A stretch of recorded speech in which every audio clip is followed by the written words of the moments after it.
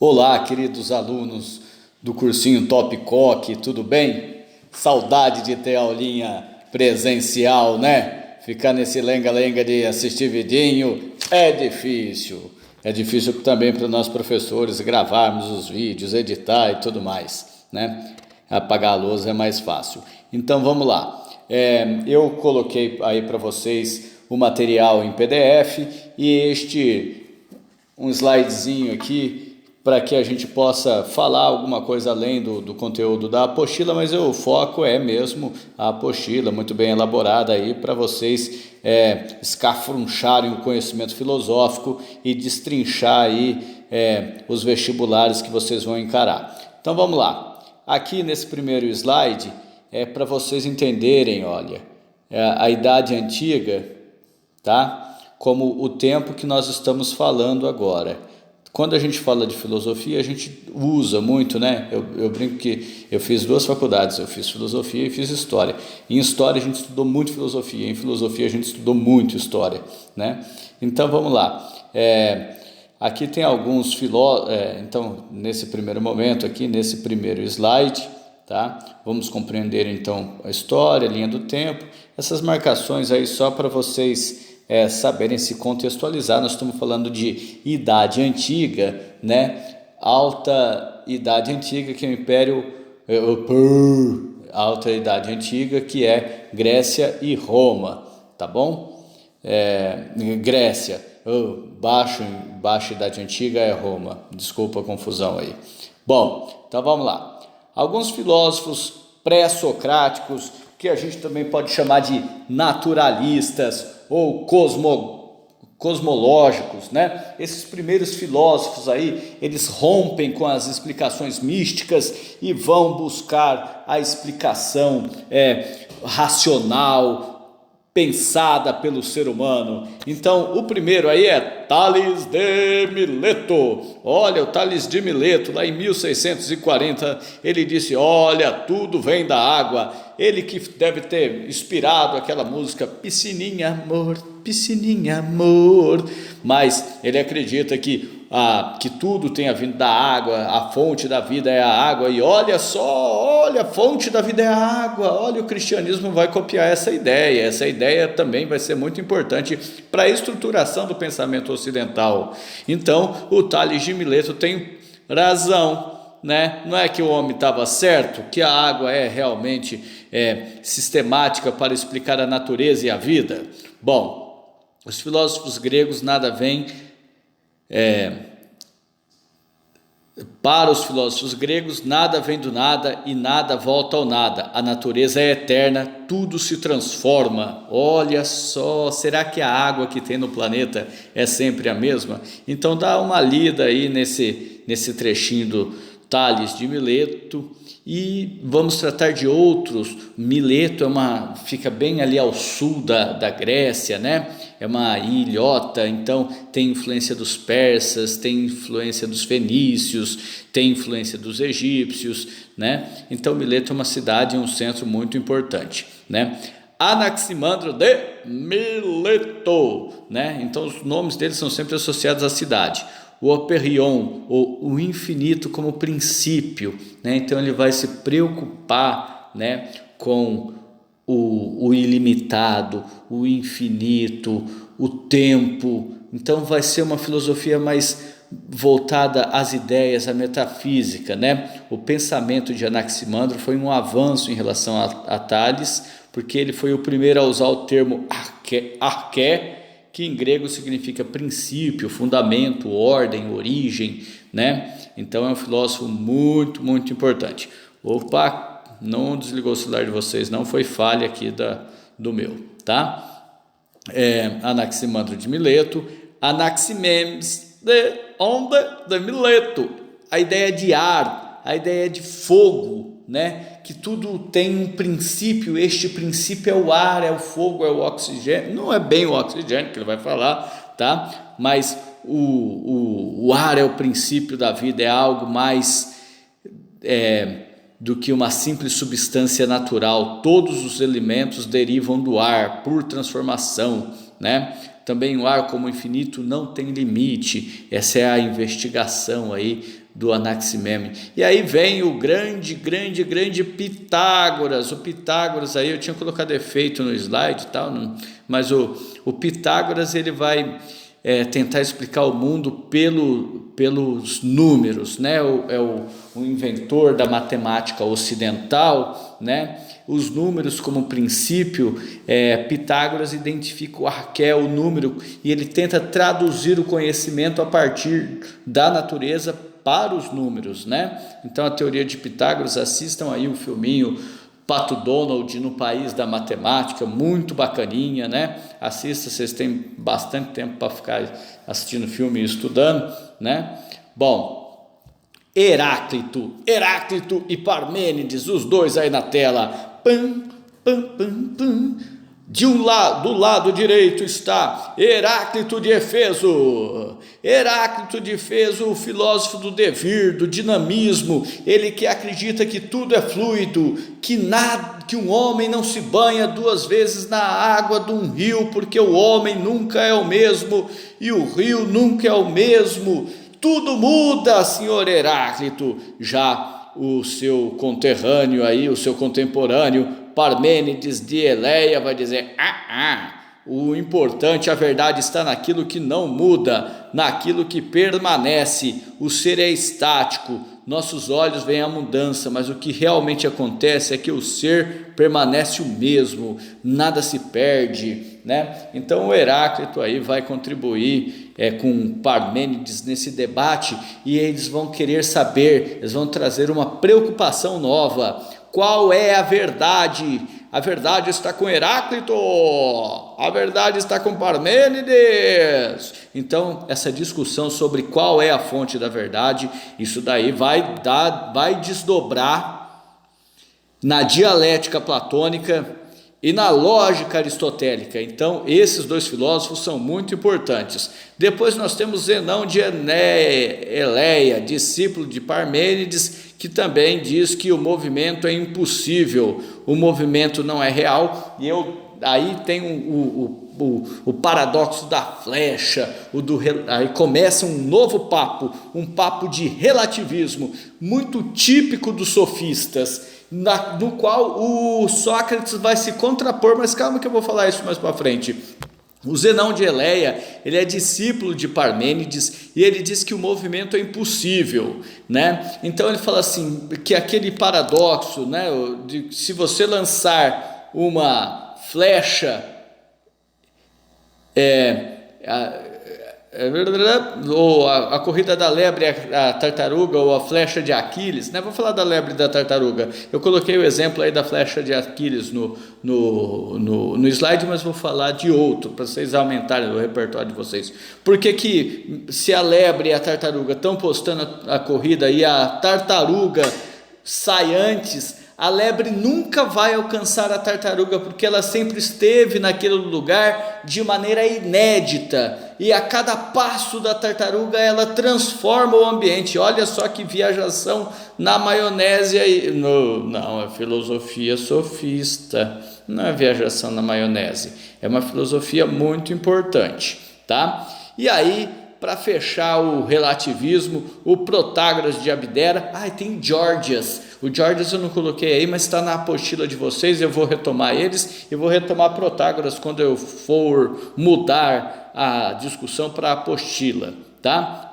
O meu relato aí em relação à apostila. Mas Protágoras, o homem, ele vai trazer uma coisa nova, muito importante para a filosofia. Por enquanto nós estamos construindo a filosofia para chegar num cara assim, parrudão, num tal de Sócrates, né? Então o Protágoras ele vai falar assim, olha, o homem é a medida de todas as coisas. Então são elementos do sofismo que contribuem para o pensamento socrático, né? O homem como medida das coisas, e a investigação que vai além das investigações místicas ou da cosmogonia. Então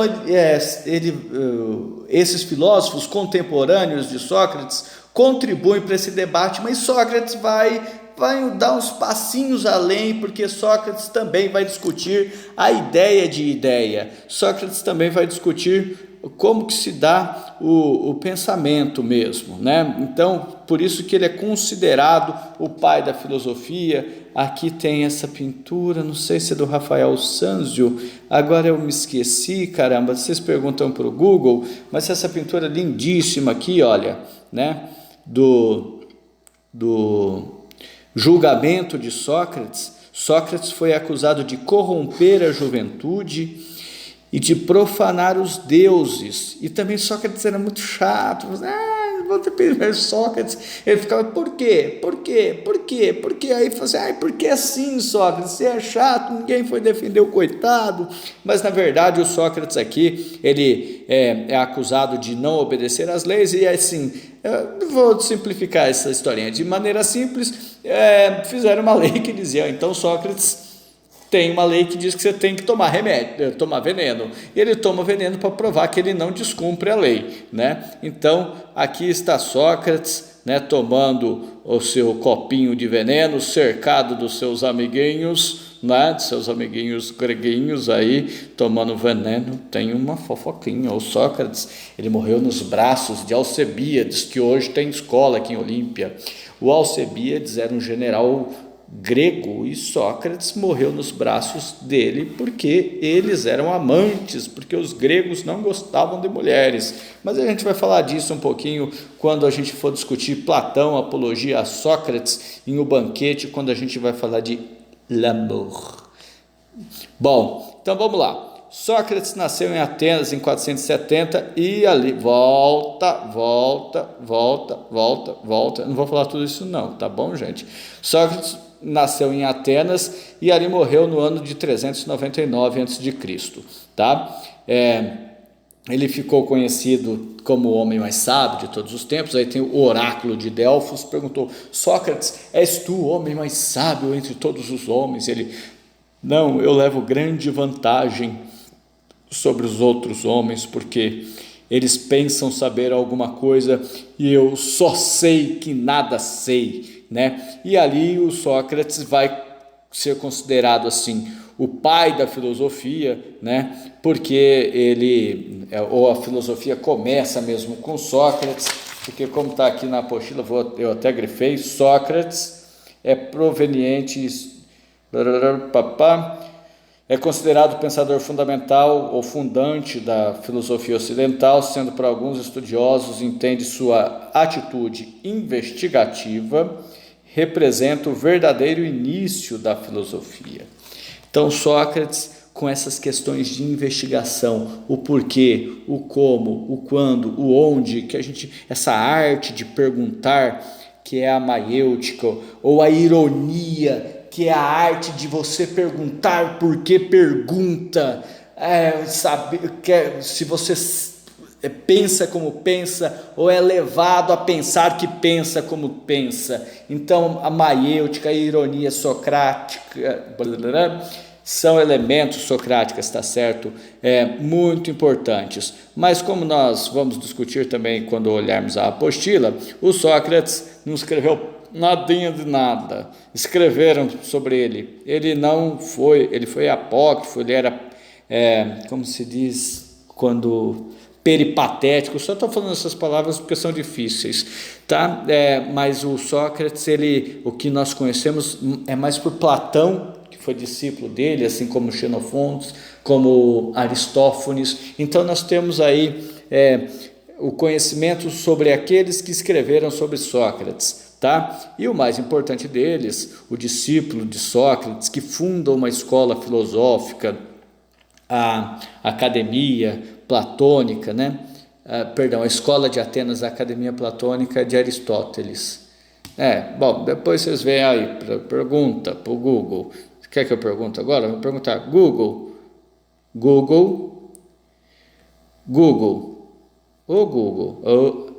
Deixa eu tirar minha carinha aqui da frente.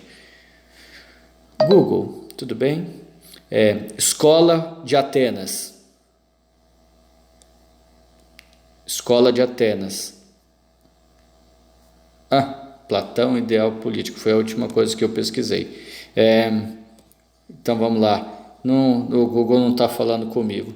Escola de Atenas. É que eu estou em dúvida se é Platão ou Aristóteles. A escola de Atenas é pintada pelo Rafael Sanzio. Não era isso que eu queria saber. Platão fundou a academia. Isso, Platão fundou a academia e Aristóteles a escola de Atenas. Ah, tá. Beleza. Bom, voltando aqui à nossa discussão, tá vendo? É bom ter o Google, viu, gente? O Google muito... vai deixar todos esses professores sem emprego. Bom, então vamos lá. O Platão, ele é um filósofo muito importante porque ele dá continuidade ao pensamento socrático, sistematiza o pensamento socrático. E Platão, ele também vai dar continuidade àquela discussão lá de Parmênides e Heráclito sobre qual é a fonte da verdade. E aí Platão vai colocar como um método para se chegar à fonte da verdade, que até hoje é usado na filosofia, na investigação científica, que é a questão da dialética. Você tem uma ideia e aí você busca uma antítese, ou então você tem uma tese, você levanta a hipótese e busca uma antitese, e dessa tese, antítese, você chega a uma síntese. Tá? Então até hoje mas essa contraposição de ideias ela é utilizada para o avanço da ciência e do pensamento filosófico, das artes, com a ruptura de paradigmas e estética. Então até hoje funciona desta maneira o pensamento ocidental. Tá? Bom, o Platão não se chamava Platão, tá? É porque ele era baixinho e forte, devia ser um velho barrigudo, né? Então o Platão ele se chamava Aristóclines, né? E ele vai trazer um elemento que é isso aqui que eu coloquei, tá? O mundo real, o mundo das aparências, o hiperurânio, e aí ele vai, olha só como isso vai encaixar bonitinho no cristianismo. Até parece que Santo Agostinho copiou isso, gente. Olha só. Então você tem um mundo ordinário, que é este mundo que vivemos aqui, e você tem um mundo especial, um mundo ideal, um mundo em que tudo é perfeito, que é o mundo das ideias, tá? Bom, então ele vai trabalhar com essas duas fontes de pensamento, tá? O slide continua, tá? Eu vou utilizar esse mesmo slide em outras ocasiões, tá? Com este mocinho aqui, que não dá para falar assim, gente, vou falar de Aristóteles. Se eu for falar do Aristóteles, o babado é forte. Ai, menina, se eu for, babado é forte, eu fico um viado caipira agora, né? Então, se eu for falar do Aristóteles, né, eu vou precisar de mais tempo, tá? Aristóteles é um capítulo especial da apostila e é assim um filósofo, sim, diz até que eu tenho não vou falar isso não, eu ia falar que eu tenho uma tatuagem do Aristóteles, mas não interessa, mas eu tenho. Então Aristóteles, ele é o carinha aí mais bonitinho de todos. Depois eu vou falar sobre ele, e aí tem esse slide enorme, 23 folhas. Eu não sei quando foi que eu fiz essa obra de arte, mas eu sempre utilizo, tá? Para falar sobre Aristóteles, para falar sobre a filosofia antiga, e aí com isso eu vou sempre acrescentando, eu falo até a medieval aqui, tá bom? Mas é que eu dou uma pulada nesse slide, ele tem uma falha, eu não falo da filosofia romana, né? Mas o que não tem falha é a maravilhosa apostila do, como chama? Nem sei, do Koch, vai que eu erro, né? Bom, então vamos lá. Na apostila de vocês tem esta parte enorme aqui, que olha só, eita, vamos parar, né? Vocês devem ficar enjoados de eu ficar mexendo tanto assim na tela. mas a parte da teoria. O que eu recomendo para vocês é sempre uma leitura bem feita da teoria, lê e anota, tá? Lê e rabisca, né? Eu até não vou abrir o editor, não, porque eu consigo ler e fazer as anotações, mas da outra vez deu problema, ficou sumindo. Então vamos lá. Neste primeiro parágrafo aqui, as questões... eu falei que não ia fazer e estou fazendo, não vou fazer, tá vendo? É que tem esse recurso, se você vier aqui, ó, né, dependendo do seu celular, né, não tem hoje, que merda, volta aqui, enviar feedback é o cacete, então vamos lá, então é possível, né, vocês lerem e anotar com PDF. Se vocês estiverem trabalhando no computador, é mais fácil. Se vocês estiverem trabalhando no celular, tem também esse recurso, mas você tem que baixar o arquivo e eu não baixei o arquivo, tá? Então, de qualquer maneira, você pode pegar aqui, ó, neste primeiro parágrafo, ele está descrevendo as questões da diferença da filosofia clássica para aquelas filosofias originais, tá? Então, as questões cosmológicas mobilizaram as especulações iniciais da filosofia. A palavra-chave aqui deste parágrafo é essa daqui, ó, physis, que substitui as indagações sobre o conjunto das physis pela problematização da humanidade. A filosofia antiga adquire um sentido antropológico, examinando prioritariamente o ser humano e suas dimensões natural, social e política, nos complexos sistemas teóricos construídos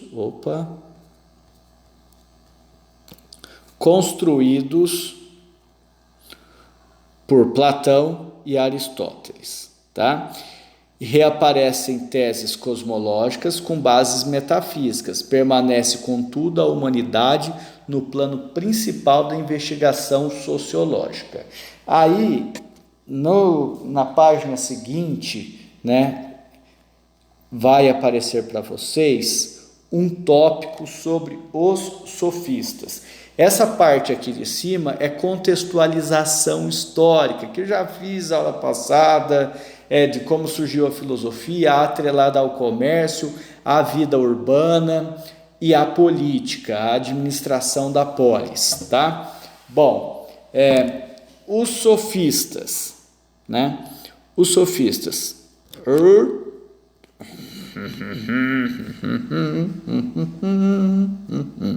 Os sofistas, é preciso destacar que as atividades dos sofistas não se restringem ao campo educacional, porque assim, como que funcionava? Os sofistas iam na feira, no comércio, e vendia aulas de retórica, de argumentação, de gramática, de matemática, para aqueles que desejavam participar da ágora, participar da vida política. Então, os sofistas, eles trabalhavam na educação, mas não como simples escravos pedagogos, né, que eram os escravos de dentro da casa que cuidavam das crianças, né? Eles também discutiam moral, política e interferiam bastante na política, tá? Bom, e aí, no parágrafo final da primeira coluna, aparece assim: para os sofistas, noções como bem e mal, certo e errado, justo e injusto, não são objetos de conhecimento absoluto, capaz de discernir conteúdos morais universalmente verdadeiros e prescritíveis, ou seja, que serve de prescrição, né? Prescrição médica, para todos os humanos de diferentes sociedades. A sofística compreende essas valorações como convenções da vida em sociedade, como a criações consensuais dos seres humanos com o propósito de regular suas relações sociais. Os sofistas não se limitam a constatar que sociedades distintas concedem diferentes preceitos morais. Tá? Aqui tem um bom exemplo de um texto do Heródoto, de que ele contrapõe pensadores indianos e pensadores gregos no século V, e pergunta para o indiano, para o grego: e aí, você come teu pai depois que ele morre? E eles: que absurdo, isso é inconcebível, é um tabu. E perguntou para o hindu: e aí, você queima teu pai depois que ele morre? Você queima o cadáver do seu pai? Ele: pelo amor das vacas lá da Índia, a gente não come o pai, a gente não assa o pai não, a gente come cru, né? Então, eles acabaram discutindo essas questões que a gente pode chamar de relativismo, né? Aí tem um filósofo muito importante para a gente entender relativismo, que eu coloquei lá no slide, que é Protágoras de Abdera, que declara o princípio do homem medida, densamente contido em sua sentença, segundo a qual o homem é a medida de todas as coisas, das que são pelo que são e das que não são pelo que são. Então, esse pensamento antropocêntrico aí, olha, é muito bem postulado pelo senhor Protágoras, né? E na página seguinte vai aparecer um tal de Diórdia, de Leônitus. Em seus intitulados sobre a natureza, ele vai falar do relativismo, que não é possível saber as coisas, né? Então, ele vai postular assim, vamos procurar aqui o que ele falou bonitinho. Sobre a natureza e sobre o não ser, explicita suas concepções filosóficas que devem ser compreendidas em sua radical oposição à elática inaugurada pelo Parmênides. Acho que está mais abaixo aqui. Tá. Olha aqui. Observando o ser não é, assinala o que não ser é o inexistente. Quer dizer, o não ser é o nada. Vocês entenderam? Também não. Então vamos lá, porque é difícil mesmo. Considerando que o ser é o que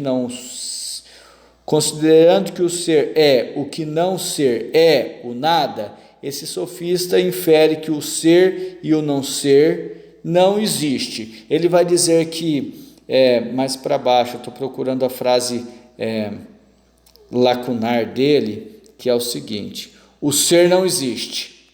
Aqui, está mais para cima. Aqui, encontraram? Eu estou tentando iluminar, mas não estou conseguindo. Tá?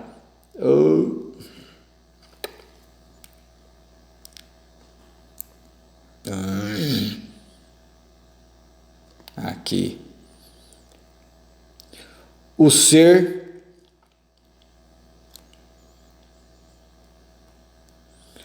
não existe.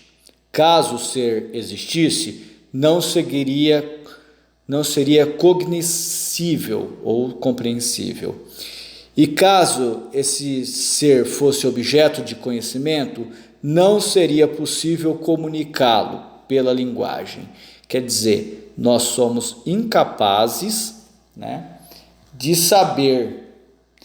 E se sabemos, somos incapazes de transmitir o nosso conhecimento. Jamais saberemos da verdade completa, né? Como diria Platão, é simulacro do simulacro, cópia da cópia.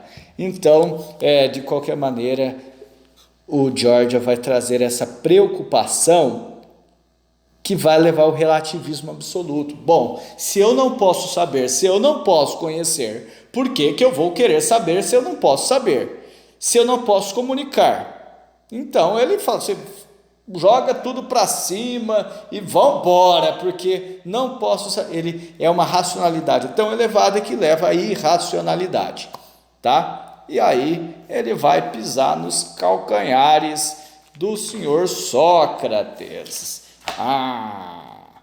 Este filósofo aqui tão importante tem aí na apostila uma...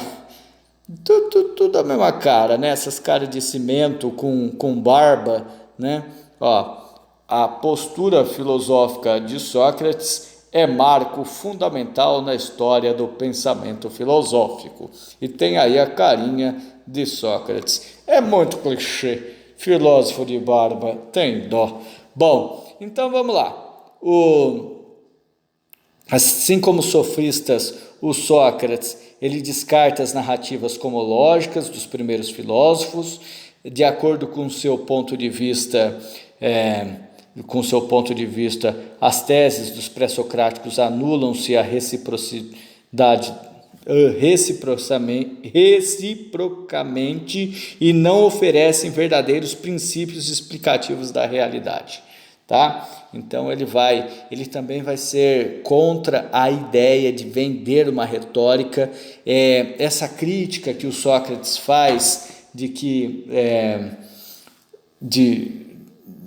os pré-socráticos ou seus contemporâneos, os sofistas, eles se ocupavam muito da oratória. Nós vamos perceber que até hoje há um certo preconceito com os filósofos pré-socráticos, com a ideia de que eles eram os vendilhões do templo, que eles eram falavam basicamente numa retórica deletéria ou numa argumentação vazia, né? O sofismo virou, você chamar um filósofo contemporâneo e falar assim, você é um sofista, né? Igual o Marco Villa, né? Marco Villa fez doutorado lá, trabalhou na PUC, lá onde eu também trabalhei. O Marco Villa é um péssimo, dá até vergonha, mas ele falou uma vez pro Olavo de Carvalho, né? Dos dois que não são nada, mas ele chamou o Olavo de Carvalho de sofista da Virgínia, né? Eu achei bem legal, eu ri, né? Falei, nossa, sofista da Virgínia, que engraçado, mas acho que só eu ri.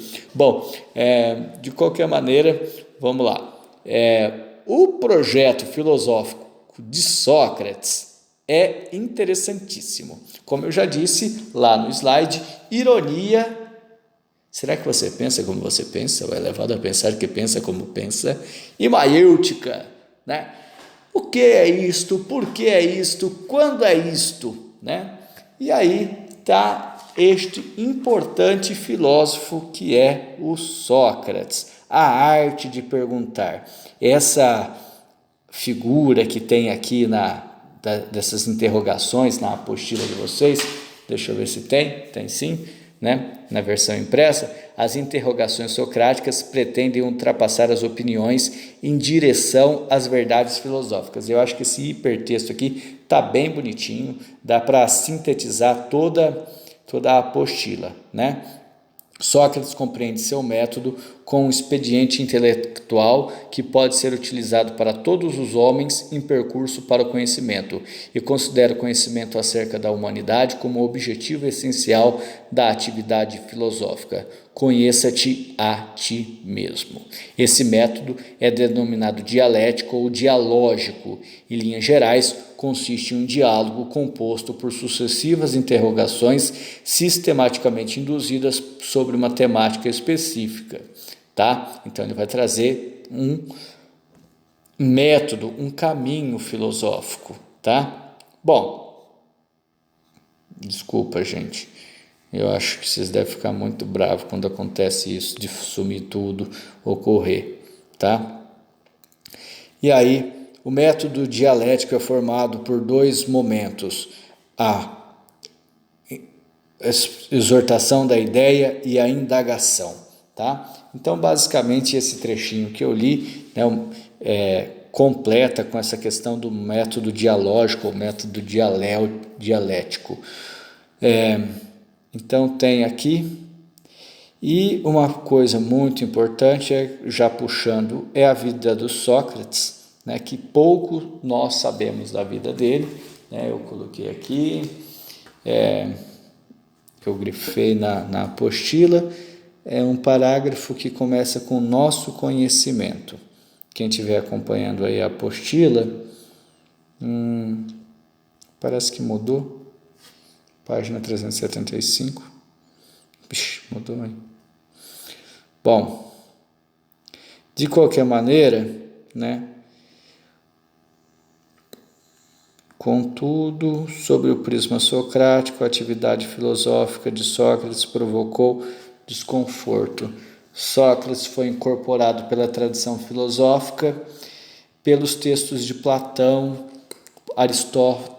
Aristófanes, Xenofonte. Aristófanes, eu acho que quem foi meu aluno lembra, eu adoro esse dramaturgo, porque assim, o teatro grego é bem legal, eles usam a comédia como algo a comédia lá é uma comédia de crítica política, bastante pitoresco. Ou eles criticam o cotidiano, ou eles criticam alguém, né, do contemporâneo, da rotina, do cotidiano.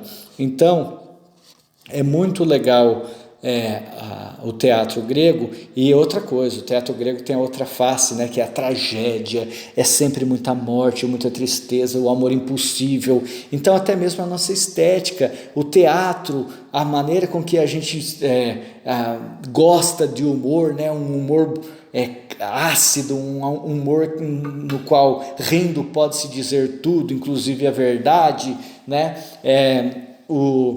Os gregos levavam isso muito a sério. E o drama também, né? Tem um ditado grego que o melhor da vida é não nascer. Bom, então vamos lá. Platão. Ei, Platão! Né? Ela dá para nós que nós é Platão, ela dá para nós que nós é Platão. Deixa eu mudar a página aqui, porque estou acompanhando também na apostila. Bom, o Platão, ele vai dar um salto elevado em relação a Sócrates, tá? Ele vai sistematizar as coisas de uma maneira, né, que vai contribuir muito para o pensamento ocidental. Então, eu acho assim, que está vendo aí o item 2, Platão, volta um pouquinho, e aí tem, sobre o prisma socrático, o saber moral é o conhecimento supremo. Moral, conhecimento supremo, né? O Platão, ele estava muito preocupado com a paideia, com o desenvolvimento do ser humano. Ele, inclusive, trabalha com a ideia de camadas de alma, né? Daqui a pouco eu volto lá. De que você tem primeiro uma alma irascível, uma alma cheia de impulsos e desejos, depois você tem uma alma afetiva, e por cima de tudo isso você tem uma alma racional, tá? Então o Platão, ele vai ser o filósofo que vai estruturar inclusive a maneira com que a gente acha que a gente se desenvolve. Ou será que a gente é levado a pensar que pensa como pensa? Não sei, estou quase caindo num relativismo absoluto, mas vamos lá. O Platão vai trazer a dialética, ele que vai estruturar bonitinho a dialética. Olha só, sabe quem que era dialético? Quem bebeu na aguinha da dialética? Ele, o barbudinho, o Karl Marx, né? Bom, mas o Platão, né, ele vai pegar e vai falar assim, que vai avançar nessa ideia de que a moral, né, ela pode ser construída no indivíduo. O indivíduo, ele pode dominar as camadas de alma pelo desenvolvimento educacional, tá? Então isso é muito importante. A atividade filosófica de Sócrates provocou desconforto nos círculos sociopolíticos dominantes na cidade de Atenas, especialmente pela profundidade dos seus questionamentos que desafiavam os saberes socialmente estabelecidos. Esse fato resultou no julgamento de Sócrates pelo Tribunal de Atenas, sob a acusação de corromper a juventude, blá blá blá blá blá blá, impiedade, blá blá blá blá blá blá, e profanar os deuses. De acordo com o relato de Platão, em seu texto Apologia de Sócrates, o filósofo... Estava tão boa a leitura, estava parecendo, sei lá, um radialista de motel de quinta, de beira de estrada. Então vamos lá. Voltando, desculpe a nossa falha. De acordo com o relato de Platão, em seu texto Apologia de Sócrates, o filósofo, diante dos seus julgadores, não efetuou a própria defesa, mas a defesa da pesquisa filosófica, o que é coerente com seu entendimento de como se deve viver. Filosoficamente, o desfecho do julgamento foi a condenação de Sócrates à morte. O seu projeto filosófico, porém, persiste nas investigações de Platão e de Aristóteles. Mais do que isso, persiste a tradição filosófica que constrói da antiguidade grega aos tempos atuais. Até essa coisa de julgamento. Bom, você já deve ter ouvido falar de um tal de Fidel Castro, né, que iniciou uma revolução em Cuba e, a partir do seu julgamento, também acusado de profanar os deuses. Que profanar os deuses? No caso lá de cunho político. Bom, tem um filme que eu assisti faz pouco tempo, pesadíssimo. Se vocês quiserem ficar deprimidos, assistam esse filme. Nossa, esse filme é uma dose de depressão bem bacana. Para os dias atuais é bem legal. Se chama 22 de julho de 2000. Vou perguntar para o Google se é esse nome mesmo. Calma aí. É esse aqui. Olha, às vezes funciona, né? 22 de julho de 2018. É um drama policial, tem na Netflix, tá? Sobre aquele atentado que ocorreu na Noruega em 22 de julho de 2011, tá? E aí o neonazista, ele quis usar da mesma estratagema de Platão de ir a julgamento para expor as suas ideias totalitárias. Esse filme, ele é de um cunho filosófico tremendo, porque ele questiona a interferência da sociedade na constituição da psique e a interferência do indivíduo problemático na construção da sociedade, né? Esse filme, mais uma gulgada aí, uma procurada sobre as origens do totalitarismo da Hannah Arendt, te deixa deprimido para o resto do ano. Assistam, vale a pena, tá? Bom, então vamos lá. É só por isso que eu quis ler esse parágrafo, para indicar o filme para vocês. Então vamos lá, o Platão. O Platão, ele tem a ideia de amor, né? Vou falar... Tem uma obra do Platão, O Banquete, em que ele descreve uma passagem de Sócrates. Eles estavam discutindo o amor, né? E aí, não me lembro quem, o dono da casa, tinha a ideia, e isso é uma alegoria, né? De que o amor poderia ser explicado como, por exemplo, Narciso, né? A lenda, o mito de Narciso, né? Que eu falo muito, né? O mito de Narciso, que agora sem falar, né? Eu não sei o que eu falo. O mito de Narciso que se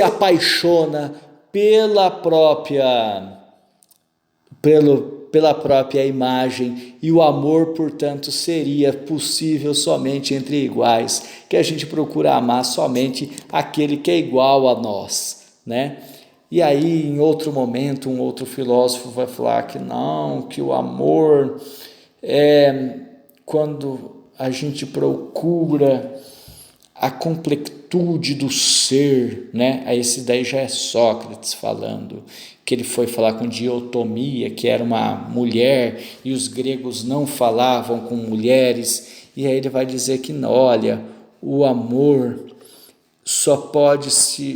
você só pode amar a outra metade da sua laranja, como diria o filósofo Fábio Júnior, né? A tampa da sua panela, né? Então o filósofo Sócrates, através da voz de Platão, vai dar essa ideia de que o amor se dá pela construção de opostos. No entanto, como é que a gente tem o amor eterno? Bom, a gente tem o amor eterno porque o amor eterno não existe, a gente sabe da finitude do amor, e por isso que a gente ama eternamente, porque a gente só vai renovar o amor na incerteza da sua eternidade ou na certeza da sua finitude, sabendo que pode acabar amanhã, eu faço o amor renascer, né? Esses filósofos gregos, viu? Se fosse hoje em dia, não ia ter uma ideia tão complexa, ia fazer uma música sertaneja, né? Então vamos lá. O Platão vai trabalhar com essa teoria das ideias dialéticas, que eu já deixei expresso aqui, né? De novo, e a alegoria da caverna, tem aí na apostilinha de vocês, a caverna de Platão. O que significa esta caverna? Por que discutem tanto este raio desta caverna? Tem uma também, ele escrevia muito por alegorias, depois pesquise aí uma das alegorias, o anel de... Daqui a pouco eu olho no Google. A alegoria da caverna contempla metaforicamente o conjunto conceitual da filosofia platônica, essa ideia de que vivemos num simulacro, que vivemos na caverna, vamos construindo cavernas, vamos entrando dentro de caixas de ideias e não temos a noção da realidade. Nós temos apenas sombras, simulacro, cópias imperfeitas da realidade. E aí começa o debate, inclusive estético, em Platão. Com licença, vou mudar o jeito de sentar que está dando nas minhas costas. Como Platão vai dizer que a ideia é o que prevalece, a ideia é bela, por exemplo, o conceito estético de obra de arte para Platão, qual vai ser a mais bela obra de arte? A música, porque a música está no plano das ideias, ela é imaterial, ela é metafísica, então ela vai para os deuses, né?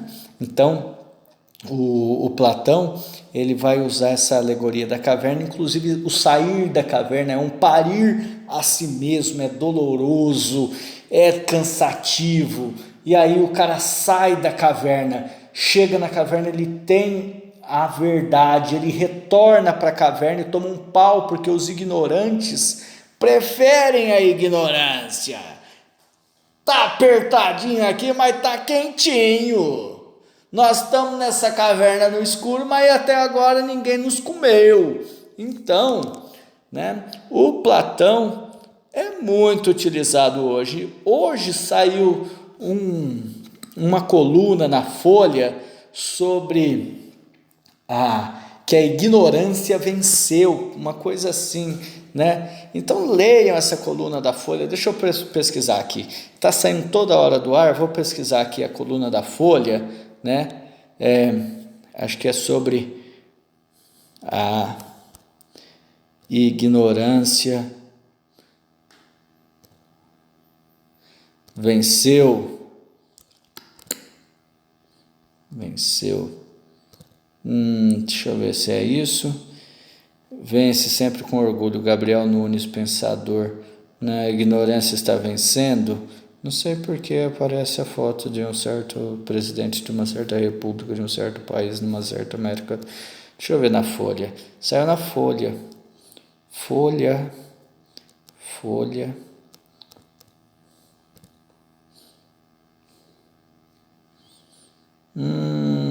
É nas colunas da Folha, né? Colunas.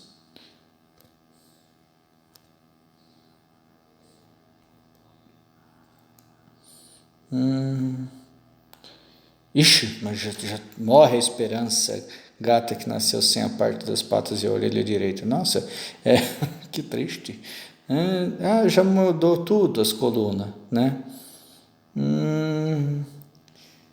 Nossa senhora, mas tem mais coluna do que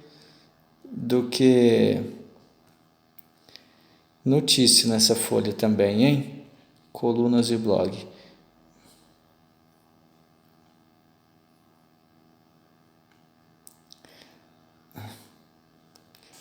Não.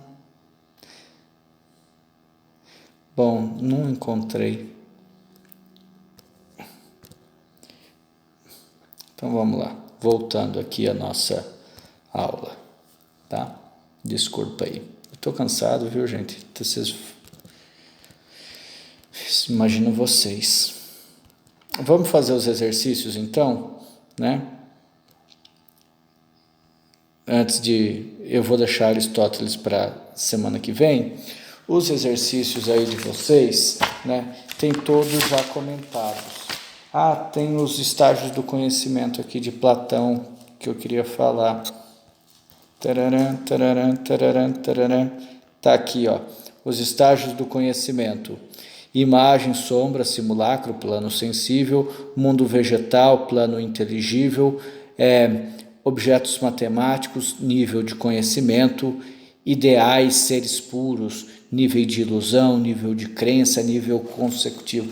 Vamos lá para os exercícios, que aí a gente vai retomando as discussões platônicas, porque o que nos falta mesmo falar da questão política em Platão. Platão ele é contra a democracia, ele acredita que a forma ideal é uma aristocracia dos reis filósofos, que a democracia é uma forma degenerada de governo, né? Porque a vontade da maioria pode ser a maioria inculta ou ignorante, né? E aí o Platão ele vai trabalhar com a ideia dos reis filósofos. Pesquisem assim no Google, ideal político de Platão, e pesquisem também ideal de paideia de Platão, que vocês vão ver que ele tem um caráter assim um pouco aristocrático ou elitista. Ele não é um filósofo que defende a democracia. Apesar de, por exemplo, o Aristóteles defender a democracia, mas também defender a escravidão, a gente tem que entender o homem dentro das limitações do seu tempo, né? Então, tem aí os sofistas, eram interesseiros e só visavam o lucro e o dinheiro, né? O que é incorreto, mas eu coloquei, assim, quero que vocês vejam essa primeira questão da Unimontes, lá de Montes Claros, né, norte de Minas, cidade muito bacana, já passei muito tempo lá, né? Justamente porque aqui tem um preconceito que até hoje rola nas academias sobre o Platão, tá? A outra aqui também interessante é essa questão A2 da UFO, né? Olha, em um importante trecho da sua obra Metafísica, Aristóteles se refere a Sócrates nos seguintes termos: Sócrates ocupava de questões éticas e não da natureza em sua totalidade, mas buscava o universal no âmbito daquelas questões, tendo sido o primeiro a fixar atenção nas definições, né? Então, com base na filosofia de Sócrates e no trecho supracitado,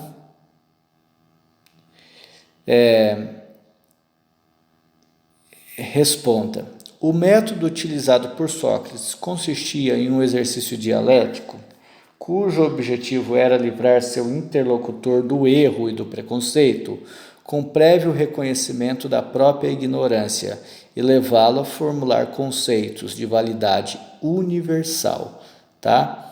Então, essas duas questões aí são as questões interessantes, tá? A 63 fala da questão do Georgia, que nós já discutimos, né? Do relativismo absoluto, né?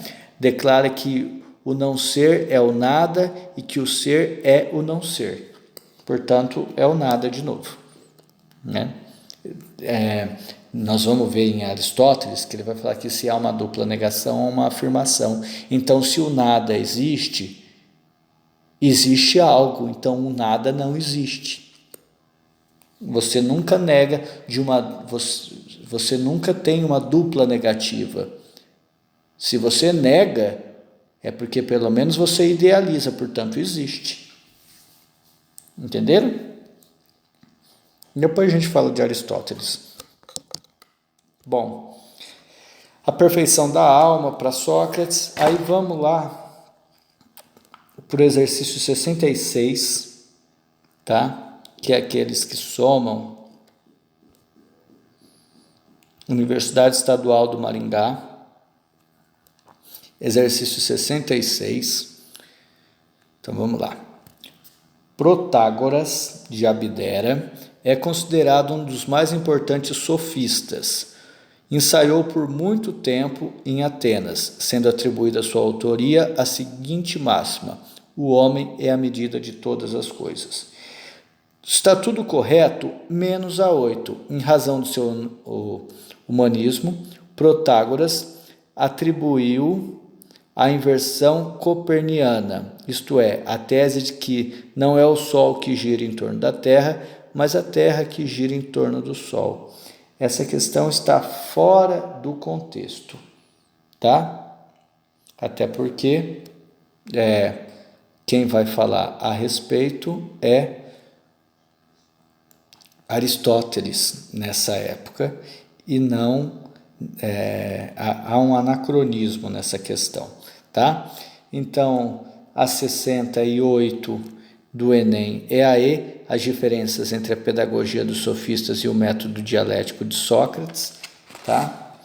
E aí vou falar, assim, dar pistas das questões abertas, porque da página 76, exercício 76, explique as articulações entre o contexto político e cultural da cidade de Atenas. Lembrar que a cidade de Atenas é uma cidade extremamente comercial, portuária, tá?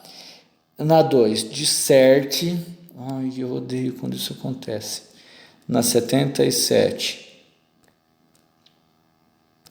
77. Disserte sobre as diferenças das propostas filosóficas socráticas em relação à pré-socrática e sofista. Isso sintetiza, olha. Então vamos lá. Rejeita o relativismo. Sócrates rejeita o relativismo dos pré-socráticos e dos sofistas. Rejeita também a questão de que a palavra é mais importante, ou o argumento é mais importante. Assim como, então, essa é a diferença. O que se aproxima? Eles ambos rejeitam a cosmogonia e ambos buscam respostas a partir do homem, tá?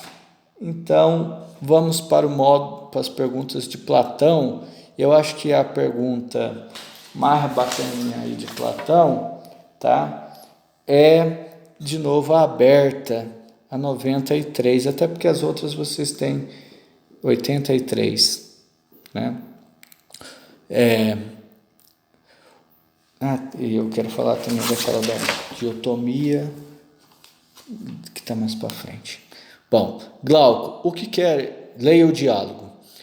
Glauco, o que queres dizer com isso? Sócrates, é o seguinte: que me parece que há muito estamos falando a ouvir sobre o assunto, sem nos apercebermos de que era da justiça que de algum modo estávamos a tratar. Glauco, longo proêmio, exclamou ele, para quem deseja escutar. Sócrates.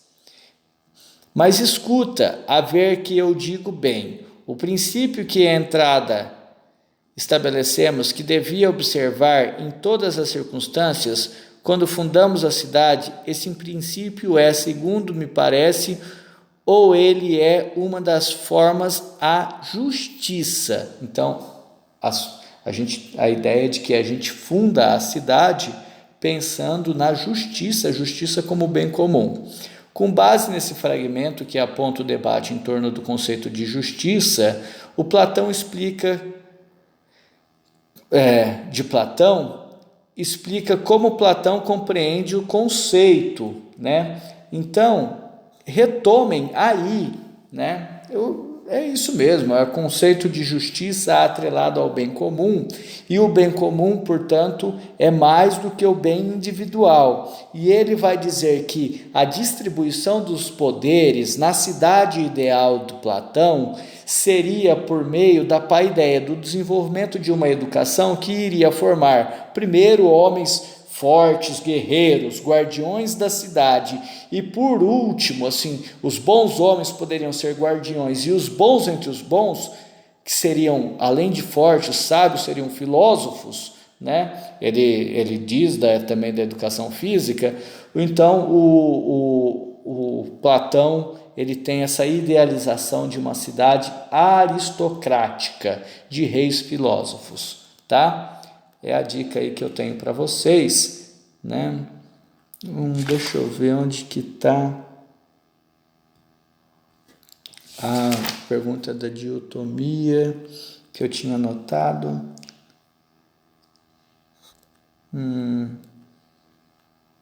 Bom, gente, eu vou ficar por aqui porque eu acho que já está ficando muito extensa essa aula, tá?